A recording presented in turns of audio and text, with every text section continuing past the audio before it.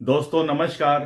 दोस्तों मैं विमल शाही आप सभी लोगों का अपने चैनल में स्वागत करता हूं और उम्मीद करता हूं कि आप लोग सब लोग स्वस्थ होंगे एवं मस्त होंगे।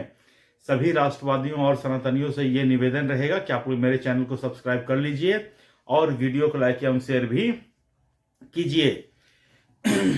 दोस्तों मैं अब इतना मुझे समझ में आया है कि यूजीसी एक्ट 2026 पर बिल बनाकर मोदी सरकार जो है फंसती हुई दिख रही है, क्योंकि अब जो है मोदी सरकार के पास मतलब इस स्थिति में आ चुकी है कि वो सांप और छुछुंदर वाली स्थिति हो चुका है।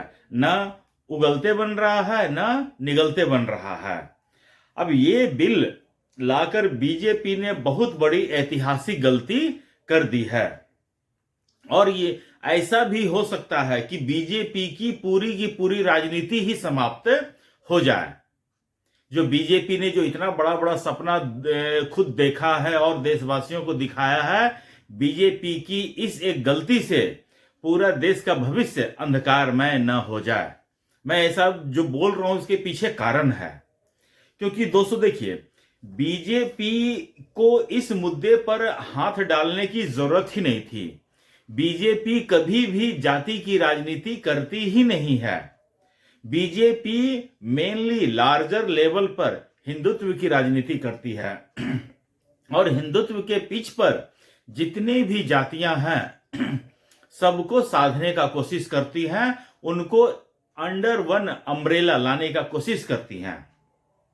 लेकिन बीजेपी पहली बार ऐसा करने मतलब कि ऐसा दूसरी बार ये करने की कोशिश कर रही है कि वो जातियों को बांटने के लिए एक असफल प्रयास करने का कोशिश किया है। ये मामला जो है डायरेक्ट ये बिल बना हो ऐसा नहीं है। ये मामला पहले गया था, जो इस मामले की जो समिति है जिसके अध्यक्ष दिग्विजय सिंह हैं, ये मामला पहले उनके पास गए थे। तो दिग्विजय सिंह ने अपने हिसाब से, जो कांग्रेस की सोच है उस हिसाब से सवर्णों को दबाने के लिए ये प्रारूप पूरा तैयार कर लिया। हालांकि बीजेपी के एमपी जो हैं न जाने कौन से धतूरा खाकर इस समिति में गए थे, न जाने कौन सी भांग की गोली खाकर इस समिति की बैठक में गए थे, न जाने कौन सा ड्रग्स लेकर इस समिति की बैठक में गए थे।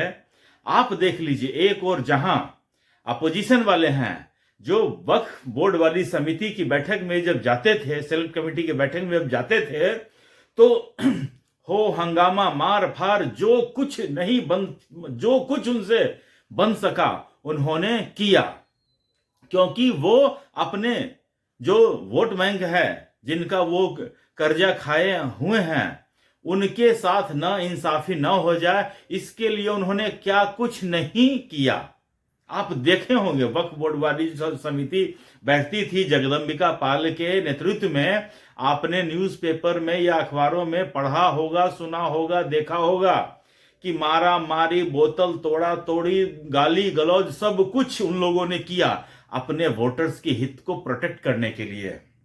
और एक भाजपा के एमपी उस समिति की बैठक में गए और उन्होंने विरोध का एक स्वर नहीं उठा पाए।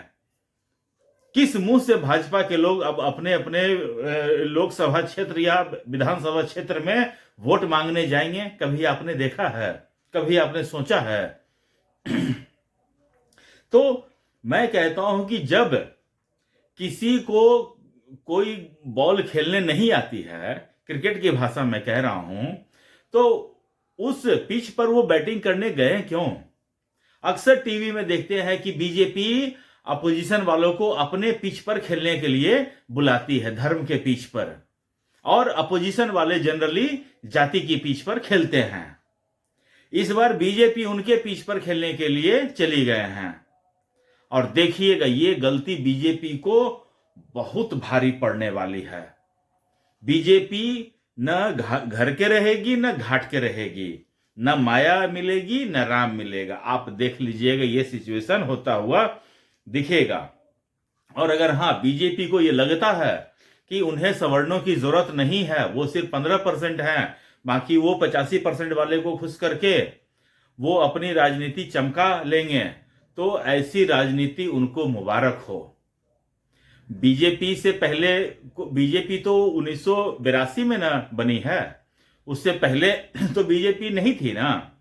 तो 1982 वाला पार्टी को जब यहां तक पहुंचाया जा सकता है, तो अगर कोई पार्टी 2026 में बनती है तो हो सकता है कि 2047 तक वो पार्टी भी सत्ता में आ सकती है।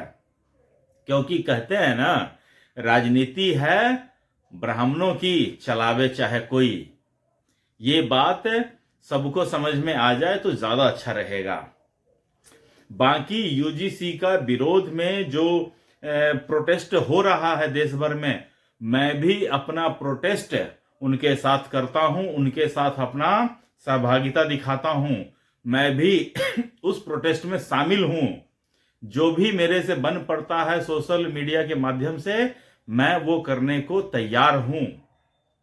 मैं इस देश के सभी सामान्य कैटेगरी के लोगों से या ओबीसी की कैटेगरी के लोगों से ये अनुरोध करूंगा कि अपनी अपनी आवाज उठाइए, और कम से कम जो अगर नहीं उठा सकते हैं तो कम से कम जो बोल रहा है उनकी वीडियो को लाइक कीजिए, शेयर कीजिए, कमेंट कीजिए, ताकि ये वीडियो आगे तक पहुंचे। और जो कान में तेल डालकर सो रहे हैं ना, उनकी कान तक ये गूंज जाए। तो मुझे लगता है बीजेपी बिल्कुल फंसती हुई दिख रही है, और बीजेपी के पास अब कोई चारा ही नहीं है। दलितों की राजनीति करने वाले चंद्रशेखर रावण ने भी कह दिया है कि अगर बीजेपी अब इस बिल को अगर वापस लेती है तो 85% वाले सड़क पर आ जाएंगे। तो अब बीजेपी को यह देखना है कि वो करे तो क्या करे। क्या वो 15% का दुश्मनी मोल लेगी या 85% वाले को झेलेगी? आग से तो खेल चुके हैं बीजेपी वाले, इतना तो मैं कहूंगा। बीजेपी ने आग से खेलने का काम कर दिया है। अब देखिए कितना वो जलते हैं, ये देखने वाली बात है कि थोड़ा सा जलकर बचा लेते हैं या अपने अपने हठ में, अपने घमंड में या अपने अहंकार में पूरा अपने आप को जला लेते हैं। ये देखना सिर्फ अब बाकी रह गया है। तो दोस्तों, मुझे आज के लिए इतना ही अपडेट देना था। आप लोग अपना ख्याल रखिए, स्वस्थ रहिए, मस्त रहिए। तब तक के लिए नमस्कार, बाय।